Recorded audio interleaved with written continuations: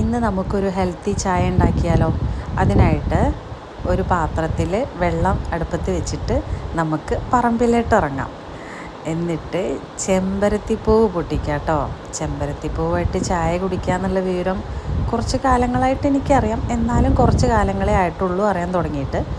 അന്ന് ഞാൻ ചായ ഉണ്ടാക്കിയ സമയത്ത് എൻ്റെ അമ്മ പറഞ്ഞു, ഇത് എന്തൊക്കെ അസുഖത്തിന് നല്ലതാണ്, ഇത് തിളപ്പിച്ച വെള്ളമൊക്കെ കുടിക്കുമായിരുന്നു, ഏതൊക്കെ അസുഖത്തിന് നമ്മൾ പറഞ്ഞു കേട്ടിട്ടുണ്ട് കേട്ടോ.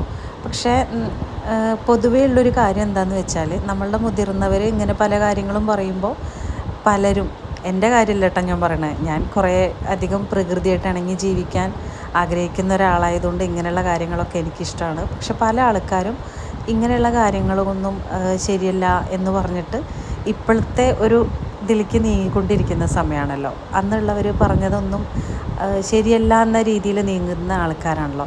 പക്ഷേ ഗൂഗിള് അല്ലെങ്കിൽ യൂട്യൂബൊക്കെ ഇപ്പോൾ പറയുമ്പോൾ നമ്മളത് അതേപോലെ ചെയ്യും.